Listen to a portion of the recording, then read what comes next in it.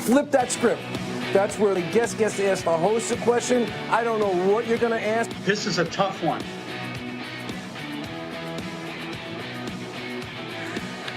Oh man, that still makes me laugh, that graphic. But all right, listen, we got flip that script with a twist, okay? Because Linda is my guest, but she is actually going to be leaving after flip the script to get herself powdered up, dried, because it's hot as heck in this room, right? And then come back as the host, so that's a weird thing. But hey, we're doing flip that script, and that is a spot where the host is going to take a question from the guest. Usually the host is asking the questions, but now the guests get to ask the host a question. And so my first victim doing this unscripted was Gene Rossi. So Gene Rossi, flip that script on me.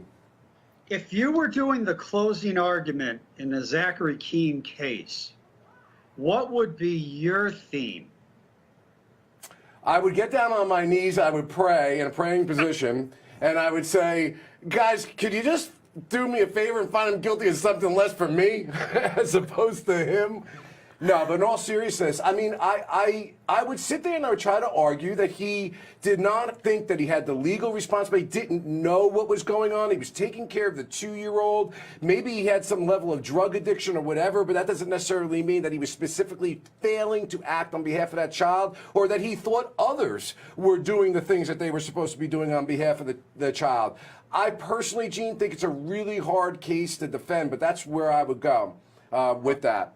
But thanks. And okay, Linda, Kenney Baden, now a guest, soon to be a host. But now that you're a guest, you get to flip that script on me. And it's nothing to do with the trials we're watching. I'm taking you out of that. I'm not going to assault you. You know there was a blue sapphire wave yesterday with a lot of women, okay? Okay. All right. But I'm not really going to talk about that, even though I did talk about that. Most of my office were female attorneys, May, before that wave. Yes. Okay. So anyhow, but a case near and dear to our heart because of Aaron Keller here. All right. Now we know in where the making of a murderer was. Okay, there's a new attorney general by the name of Josh Call, who's a Democrat, who topped Brad Schimmel. Schimmel was the one who said to the Supreme Court in Dassey that, you know, don't let him out, don't do anything. So if you are his lawyer now, do you apply for a pardon?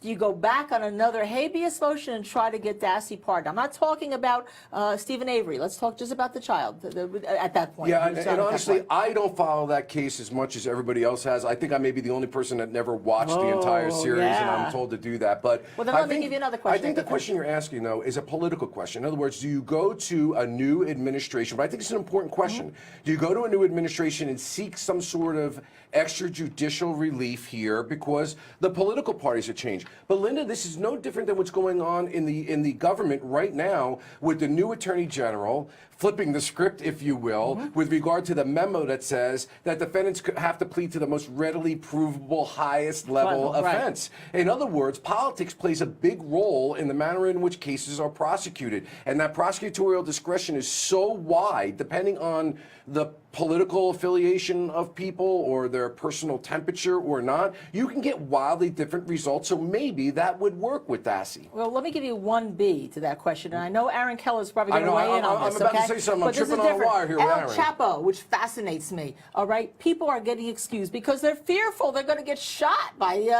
you know, some kind of El Chapo mob. Would you serve on the jury?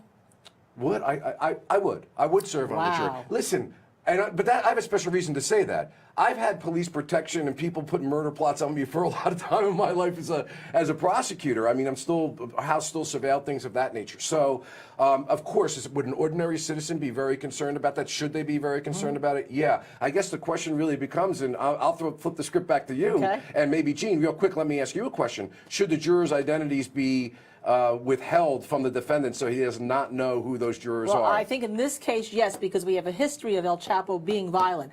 I had jurors' names held in the Phil Spector case. The defense wasn't giving him. And we argued that we should be getting him because it makes it seem like he's like a mobster of some sort, because usually that's when they withhold him. Yeah, Gene, what do you think about that? Withholding a name, an identity, the constitutional issues as it relates to the defendant, and also, as Linda's putting out, it makes him look like a villain that's so bad that he can't even find out who you are.